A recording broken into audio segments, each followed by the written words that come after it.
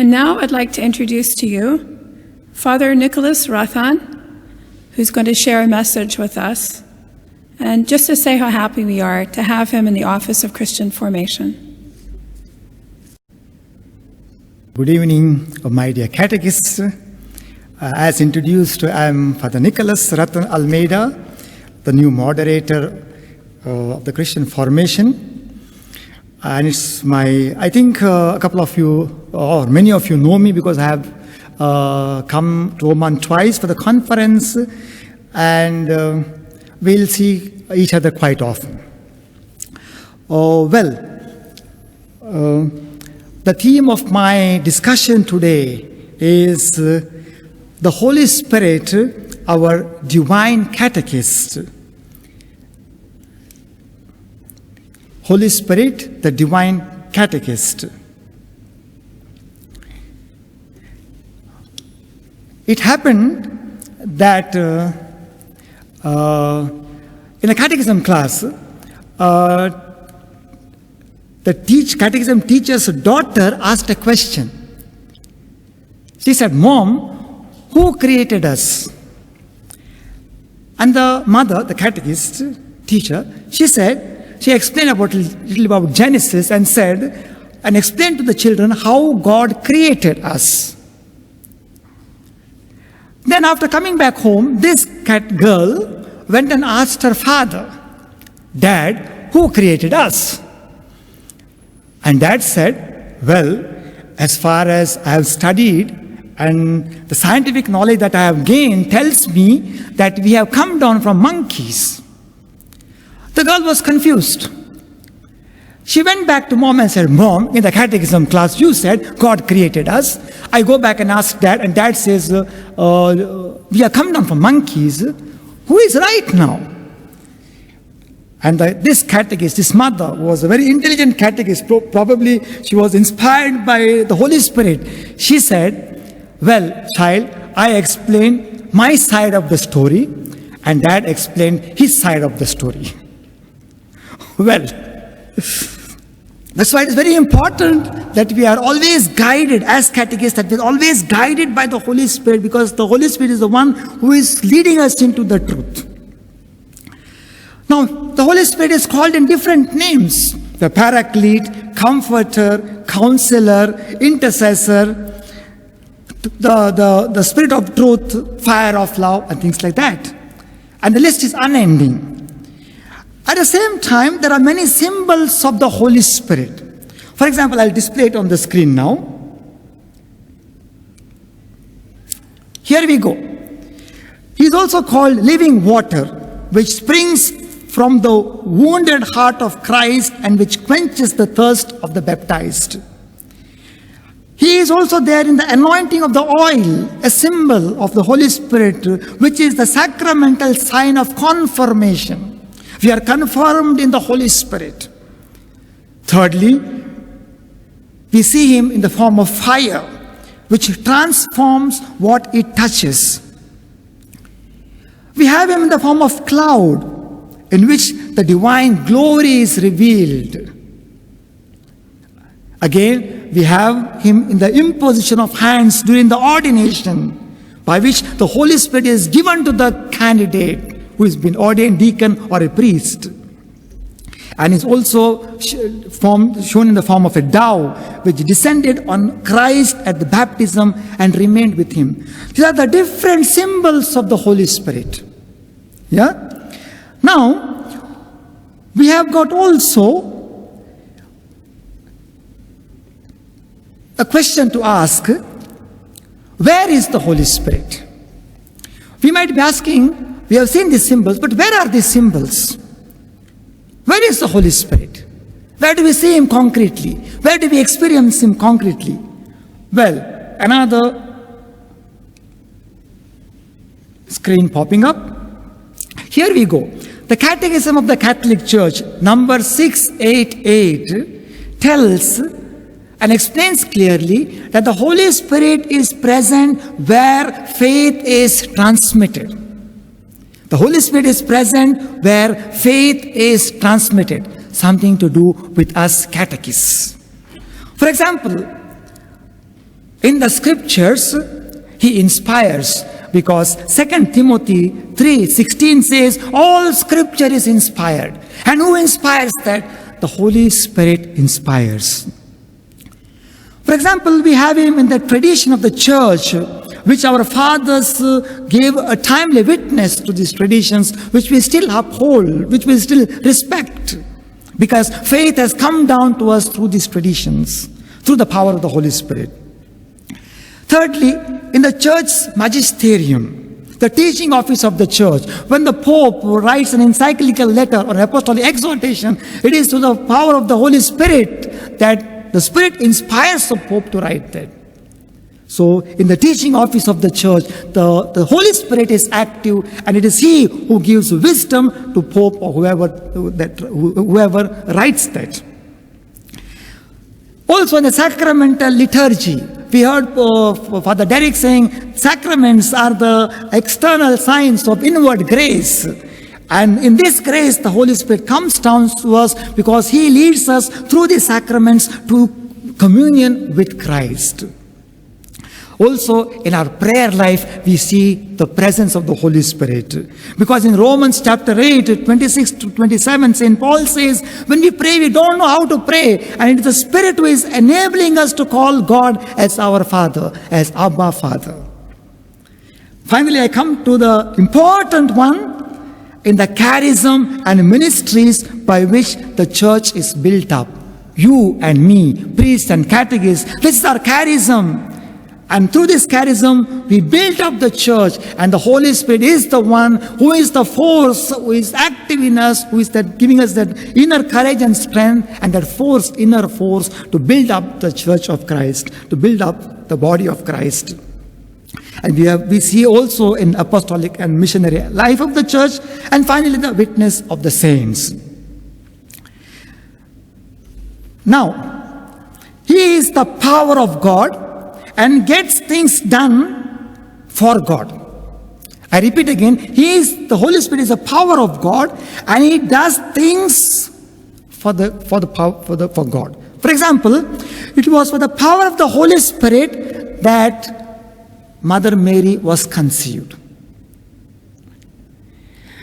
At the tomb of Lazarus, Jesus invoked the power of the Holy Spirit to bring back Lazarus to life.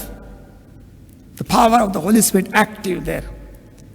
God raised Jesus from the dead through the power of the Holy Spirit. So Holy Spirit is full of power. We need Him. He is full of power because He is the one who does things for God. He is that inner force, that power who does things for God. Now, the question comes, who is the Holy Spirit? Who is the Holy Spirit? I'm sure you will have different answers. We saw just now the symbols of the Holy Spirit. We saw how He is present in different activities of the church. But we come to the core question, who is the Holy Spirit? The Holy Spirit is a person. He is a person. The Holy Spirit is a person and not just it. He is not just it. He is a person because He is co-equal with God the Father and the Son, and is of the same essence. This is a teaching of the church.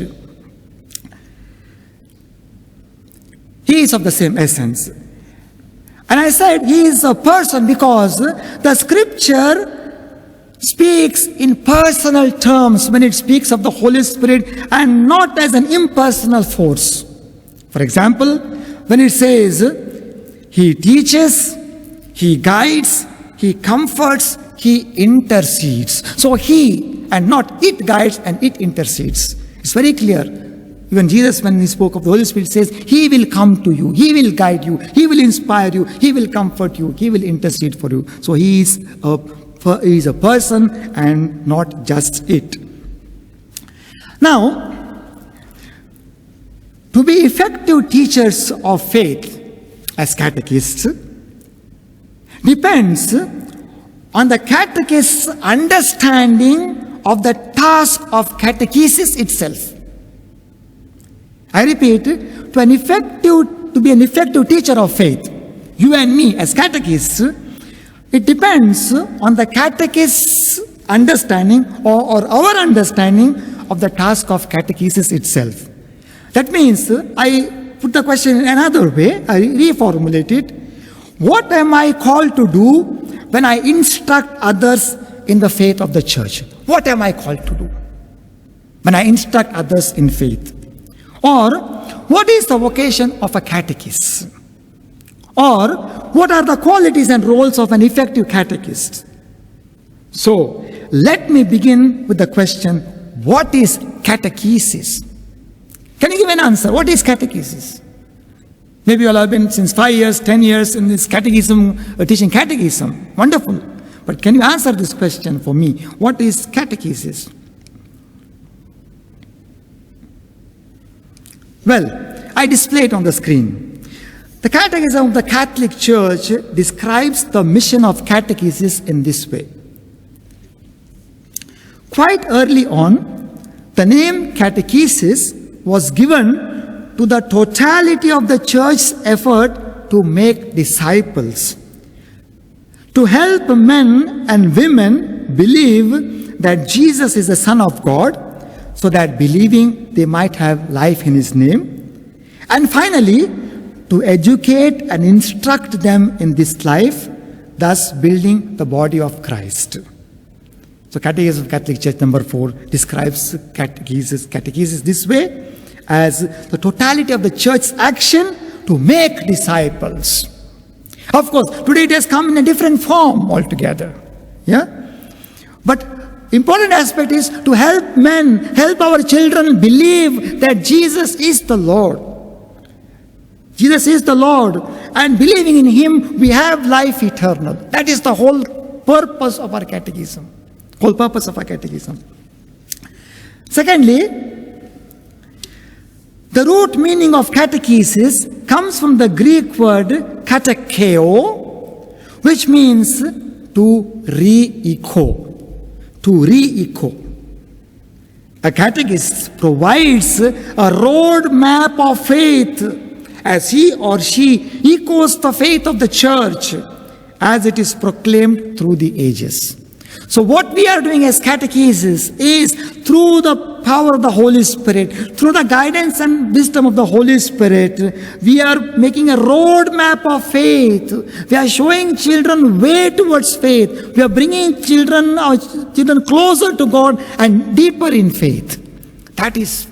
And how we are doing that? We are re-echoing. We are telling what we have heard. We are telling what we have experienced. And that is catechesis. So, catechesis is not, mind you, indoctrination. It is not indoctrination. Rather, it is an invitation to a response of faith from children, from youth, from adults, to a life of Christian discipleship. It is a call, it is an invitation to respond to faith, so that it brings us closer to Christian discipleship. That means, very important to note, our catechesis is most effective when it integrates faith and life. Not only faith. I am not just taking from there and giving it here. That is not catechism. That's not catechism. Catechism is most effective, as I said, when I integrate my faith with my life. Catechism has something to do with my life. In other words, when the link between faith we profess and teach and the faith we live is shared in witness. There are two elements important: faith and life. Faith we profess and teach, the credo I profess and the credo I teach, and the faith and life that I share in witness. So faith and life goes together. So catechism and personal faith life.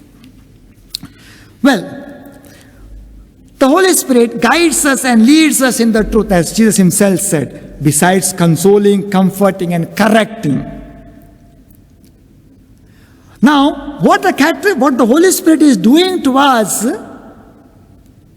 guiding us in the truth, leading us in the truth, comforting and consoling. Exactly that we are doing in our catechism class. Exactly that what we are experiencing with the Holy Spirit, His truth, His guidance, His consolation, we are giving it further to our children.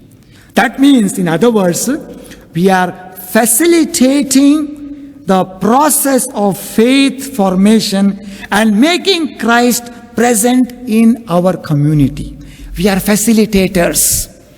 We are not the possessors. We are the facilitators. It is given to us. Faith is given to us as a gift. And this gift, we are giving it to others because we are experiencing that faith. And that faith has brought meaning to my life. And that makes me, with conviction, to give it on to others in their faith formation. So we are facilitating the process of faith formation and making Christ present in our community. That's why I say, we cannot do this if we do not allow ourselves to be led by the Holy Spirit. We cannot do it ourselves. We can't rely on our own strength. We can't rely on our own wisdom because faith exceeds wisdom. Faith is beyond wisdom. Yeah? Faith is something that we concretely experience in our life, which brings us closer to God. So we cannot do this. We cannot facilitate this process of faith formation in other people unless and until we ourselves are led by the Holy Spirit. That's hence, I say, the Holy Spirit is our divine catechist. So you see here on the screen, the Holy Spirit hovering upon us. We can identify ourselves with any of these pictures down because the faces are hidden, the faces are not clear. You can identify yourselves as one among them. The Holy Spirit is coming powerfully on us as a gift. Well, there is something, the very, very close relationship between the Holy Spirit and us catechists. Very interesting to know, yeah? There is a very close relationship between the Holy Spirit and us catechists. Now, on the one hand, the Holy Spirit is present to us, helping us to overcome our fears. He is helping us to overcome our fears. Secondly, He is giving us courage and strength. And thirdly, He teaches us and guides us. Therefore, He is our advocate. Now I said there is a very close relationship between the Holy Spirit and the catechist. Now, the Holy Spirit is a comforter. He gives us courage. He is teaching us and guiding us. He is our advocate. What about us? How are we connected to Him? Here we go. On the other hand, as a catechist, I make sure that conditions are right for us to pay attention to what the Holy Spirit is teaching us. That is very important, to pay attention to what the Holy Spirit is teaching us. Secondly, as a catechist, it's my responsibility to prepare right conditions and conducive atmosphere for the Holy Spirit to take over and speak through me. I need to prepare a conducive atmosphere for the Holy Spirit to take over and speak through me. Have we ever experienced that? Or have we ever done this? Yeah? Now, when we do this, what happens to us? We become an obedient catechist. We become an obedient catechist, and we need to be obedient catechists because He, the Holy Spirit, is our divine catechist. So we need to be obedient catechists, a much needed quality to be a good catechist. We say sometimes we are good catechists, but the question is, are we obedient catechists? For me, obedient catechist is important. And when we are obedient catechists, we do become naturally good catechists. Now, I got 3 points here. How to be obedient catechists? How can we be obedient catechists? The first point, we need to develop a personal relationship with the Holy Spirit. We need to develop, and it is very important, it's the basis. It is a basis that we need to develop a personal relationship with the Holy Spirit. No hello relationship. We have sometimes called hello relationship. I travel in a train and somebody sits across me on the other side and we smile at each other, we open a discussion and we share our cards, not credit card, but our, what do you call this? Business card or whatever it is for some information. He gets down, I get down, our relationship is over. That is called hello relationship. It's not that way.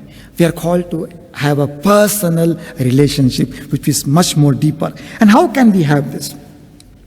Now, the very first thing we need to know, if we want to learn how to be led by the Holy Spirit, I said, we should develop a direct personal relationship with the Holy Spirit, just like we already have a direct relationship with God and Jesus himself. So we need to have this. How can we do this? Another help. There is a need of spending quality time with the Holy Spirit. Quality time. We need to give the best time for Him. Not the time when we are tired. Not the time when we are lazy. Not the time when we are distracted. No. Quality time means the time where I decide I want to spend some time with the Holy Spirit. I want to talk to Him. I want to listen to Him. So that is the meaning, needing to spend quality time with the Holy Spirit. Otherwise, our relationship will not grow. Our relationship will not grow. You can't just plant a small plant in a pot and pour water and next day come and search for fruits. That will never happen. We need to take care of it. If the relationship has to grow, we need to dedicate time. We need to dedicate time for each other. The Holy Spirit has got time for us. But the question is, do I have time for the Holy Spirit? It really needs time. Yeah? Thirdly, gradually, through our personal relationship, the Holy Spirit makes us His collaborators. Now see, from where we just started with a friendship. Yeah? We started with a friendship with the Holy Spirit, personal relationship with the Holy Spirit. We gave quality time for Him. And now He makes us His collaborators. As Jesus says, I don't call you slaves, I don't call you servants, I call you my friends because I have made known to you everything for my Father. And the Holy Spirit says, you are not my slaves. Since you have entered into a personal relationship with me as catechist, now I make you as my collaborators. Now you are my collaborators. And we are invited now to work closely with Him. So we are working with Him. We are working with Him. And now we start to walk with Him slowly. We walk with Him. Go back to the Genesis, where the book of Genesis says, God walked with man, with Adam and Eve. God walked with man in the Garden of Eden. What a beautiful experience to be with God. What a beautiful experience to walk with God. What a beautiful experience to feel His presence, to feel His intimacy. Now here also, even here, as catechists, when we enter into a personal relationship with Him, we are becoming His collaborators and we start walking with Him. We feel His presence, we feel His intimacy. Yeah, we start a journey with Him, maybe a faith journey, enjoying His company and listening keenly to what He has to say. So we need to have open ears also to be keen to listen to what He is saying. And finally, I am reminded of the sentence, the verse of 2 Corinthians, chapter 13, verse 14, where St. Paul says, the grace of our Lord Jesus Christ, the love of God, and the communion of the Holy Spirit be with you all. We are invited to enter into a communion with the Trinity. So we are in direct communion and in fellowship with the Holy Spirit. And both these words, communion and fellowship, designate personal relationship. You know, one of my friends who studied with me till theology, and just before 1 year of the ordination, he discontinued. And now he is in Kuwait, has got a family and 2 kids, a lovely family, and we are in contact with each other. And he told me, Nicholas, you know how relationships change after the wedding. How relationships change after the wedding. I said, what happened? He said to me, see, my wife's father becomes father-in-law. My wife's mother becomes mother-in-law. My wife's brother becomes brother-in-law. My wife's sister becomes sister-in-law. And my wife, she is the law. Well, that was just for a joke. Here, relationships change. When we enter into a relationship with God, we become friends. We don't become laws, we become friends. Because Jesus says, I call you friends, and you are no longer slaves, you are no longer servants, you are my friends. We are asked to enter into a communion and fellowship with Him. Now, here are a few ways how to be in fellowship with Him. I don't leave it long there. You can later on have a look at it afterwards. Yeah? But we proceed. We proceed to the second element of how to be obedient to the Holy Spirit. The Holy Spirit is our personal guide and teacher in this life. Nobody else can bring us closer to God like the way the Holy Spirit does it for us. Because He is the Spirit of truth. He comes down from Father and the Son and is given to us, and He knows the way to the Father. So He becomes our personal guide. He becomes our personal teacher. The Holy Spirit has a kind of a very personal ministry with us. He has got a very personal ministry with all of us. For each person, He has got a particular gift. So let us not compare. He is good, she is good, I am not good. No, the Holy Spirit gives us His gifts according to His wish and will.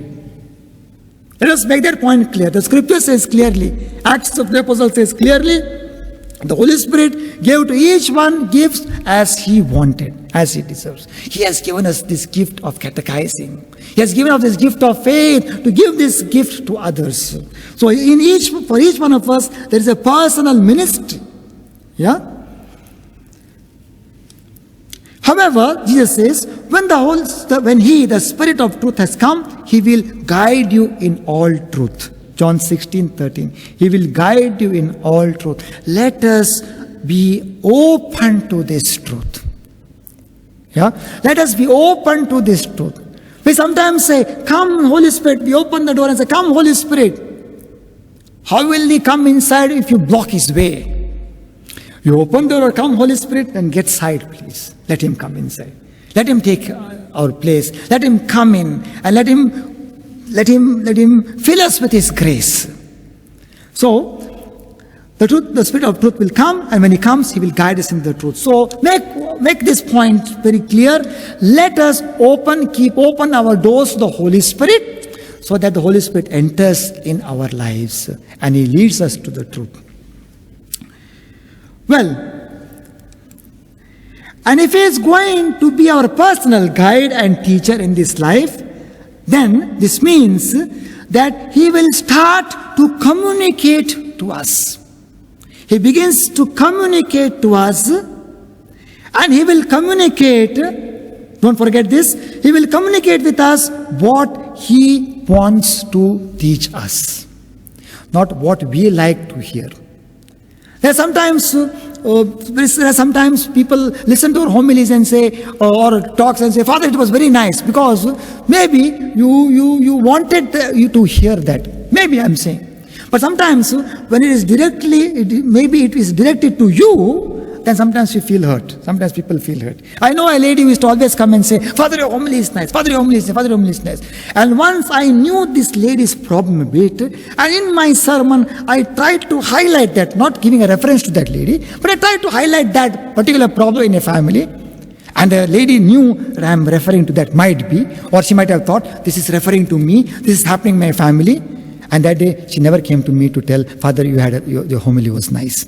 And I understood, I made sure that my homily was really nice because she didn't come. So it happens that way. You see, the Holy Spirit is communicating to us what He wants to communicate, what He wants to tell us. That means, what is from our part then? On our part then, we need to learn to understand what the Spirit is communicating to us. Be keen and open for His guidance so that we don't miss the important teaching, instruction and advice. Very important. Take time. Be silent. Be calm. Be keen. Be open to the promptings of the Holy Spirit. I love this word, promptings of the Holy Spirit. He prompts us, no? So that we don't miss His important teachings, instructions and advice. If we miss His instructions, teachings and advice, what is the danger? The danger is we are going to misinterpret the Scripture. We are going to misinterpret faith and faith teachings. And that is sometimes happening with us, because we are not keen and open to His guidance, to His instructions, to His teachings and to His advice. And when we are open to it, we will never go wrong. We will never go wrong because He is the Spirit of truth. And finally, when we enter this supernatural realm, now when the Holy Spirit is working in us, in me, in you, we enter into a supernatural realm. In a supernatural realm with the Holy Spirit, and He will begin to do great works in you through us. He will do great works in us and through us, because we are no more spectators, but as I said, we are collaborators. We are no more spectators, we are collaborators. So what a great privilege this is given to us as catechists. What a great privilege that we are collaborating with the Holy Spirit. There is a special power given to us, in us, which is working to make this faith alive, to make this faith active. And finally, the third important element which I wanted to highlight is, we can even skip this one. What does the Holy Spirit do? You can read it later. Well, the third and the last element is, how do we become obedient to the Spirit? Very important. Key. Do not resist. Do not rebel. Do not grieve or quench the Holy Spirit. It is fire. It burns. It burns within us, and it burns down all that is not healthy and not wanting. And by that burning, it transforms us. So when it is burning, don't quench it. The two disciples on the way to Emmaus, they said to each other afterwards, were not our hearts burning? That's what it's burning. Yeah, it's burning. I give you two or three Bible scripture quotations here. 1 Thessalonians 5, 19 to 22, it says, Paul says, do not quench the Spirit. Do not despise prophecies. Test all things. Hold fast to what is good. He is the Spirit of truth. Hold fast to what is good. Abstain from every form of evil. Second one, Acts 7:51. I leave it to you to guess who spoke this one. You stiff-necked and uncircumcised in heart and ears, you always resist the Holy Spirit as your fathers did. So do you. You can guess it who it was who said that. It's not Peter, it's not Paul. It is Stephen who was addressing the council. Vehemently addressing the council, he said, you stiff-necked and uncircumcised in heart and ears, you always resist the Holy Spirit as your fathers did. And immediately after telling that, he was stoned to death.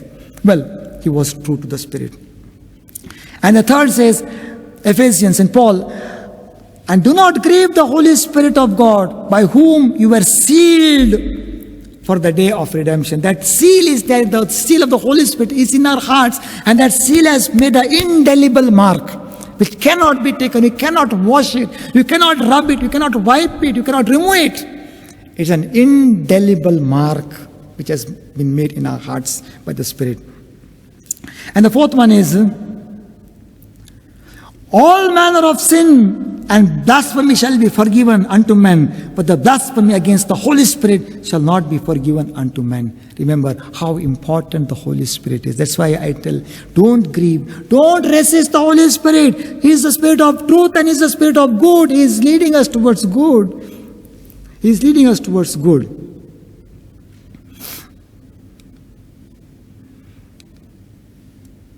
Now, it is very clear that God wants to work very closely with Him. As catechists, God wants that we work very closely with the Holy Spirit in collaboration. God will not want us to resist Him, quench Him, grieve Him, or rebel against Him. Now, what happens? When we rebel against the Holy Spirit, I'll tell you, we are committing a big blunder. We are committing a big blunder. Why? Because resisting, rebelling, grieving, or quenching the Holy Spirit, these can seriously damage, hamper, and deter our spiritual growth and even our desire for spiritual union with God. This is the danger. When we rebel against the Holy Spirit, when we resist the Holy Spirit, our spiritual life suffers. There is a decay in our spiritual growth. There is a kind of a deformity in our spiritual growth. That's why let us never resist this Holy Spirit. Yeah? When we are resisting the Holy Spirit, we are resisting God Himself. Because Holy Spirit is a gift of God the Father given to us in the baptism. Furthermore, in the confirmation, the Holy Spirit has strengthened us and He sends us with the mandate to give witness to the triune God. So let us never rebel or resist the Holy Spirit, lest our spiritual life decays. Secondly, the Holy Spirit enables us to become the kind of persons that God wants us to become. That's the benefit of the Holy Spirit. When the Holy Spirit is within us, in us, and leading us, He helps us to become the person God wants us to become. So we are formed and transformed into the person of Christ. So all our formation is a kind of a transformation into the person of Christ. And that is exactly what we are doing with our children in our catechism. We are forming them to transform them into the person of Christ. What a wonderful ministry we have got. We need to take this seriously. A beautiful ministry, we need to take this seriously because we are collaborators of the Holy Spirit. Well, and we cannot fulfill our true purpose of calling in life and become the person that God wants us to become unless we positively respond to the Holy Spirit. Unless we positively respond to the Holy Spirit, we can't become the persons that God wants us to become. That's very clear. Now, we as catechists should make an attempt to learn to communicate with the Holy Spirit. That's very important. We need to be in constant touch with the Holy Spirit. Not only Sundays when we come for Mass, or not only when we are teaching catechism, or not only when we are reading the scripture. No. We need to be in constant touch with the Holy Spirit. Constantly communicate with the Holy Spirit. How? First, we rightly interpret the intuitions and the inspirations of the Holy Spirit. We learn to interpret the Holy Spirit and His inspiration properly, first of all. And secondly, we reciprocate them through our way of life. We need to give a reply to that. We need to give a response to that. Well, now, this supernatural accompaniment of the Holy Spirit will be apparent and evident as we will be reflected in our accompaniment of our catechism children. Yeah? The accompaniment of the Holy Spirit in us will be reflected in our accompaniment with our children in the catechism class. Yeah? So be careful. Make sure that we are always accompanied by the Spirit so that our accompaniment with the children becomes more effective and we bring them closer to God? Well, there will be an irresistible impulse within us, or certain kind of a spiritual energy or spiritual force to share this beautiful dynamics of being accompanied, which we need to have.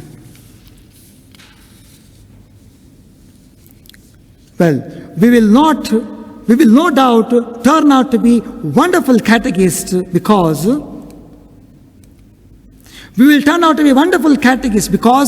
we are guided, inspired, and led by the Holy Spirit, our divine catechist.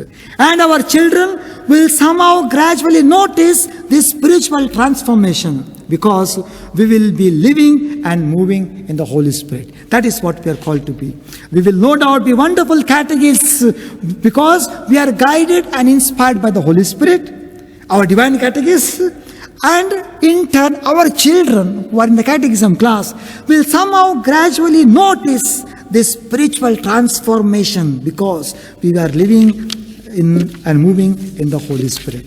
Now, I come to the last clip. When we are good catechists, when we are led by the Holy Spirit, we become caring and loving catechists. We become reverent and respectful catechists. We become committed and faithful catechists. We become understanding and approachable catechists. We become creative catechists. We become persevering catechists. And finally, in spite of all those hard works, hard attempts, difficult times, we will still have a sense of humor within us because the Spirit of God also is a spirit of joy. Now what does this make us? This makes us wonderful catechists led by the divine catechist. Good. Now I come to the last clip. We are all called to be spirit-filled catechists, to be spirit-filled. And I end with the quote of Pope Francis. He reminds us, we are called to be catechists and not work as catechists. These are two different things. We are called to be catechists and not work as catechists. Because to be a catechist is a vocation, it's a call and not an employment. We are not employed by the Holy Spirit. We are called by the Holy Spirit. So, my dear brothers and sisters, my dear catechists, let us all as catechists, live and move in the Spirit so that we are not misled and we don't mislead others. Two elements. We are not misled and we don't mislead others so that we are guided in the truth towards the absolute truth called Jesus Christ. Well, now you have got, say, about 15 minutes time for your questions. As Father Derek said, you can shoot at me. Doesn't matter, you shoot. And if I don't know the answer, I also admit, like with Father Derek, I don't know. The Holy Spirit is our guide. He will guide us. Yeah. Now it's time for you to place your questions or direct your questions to me.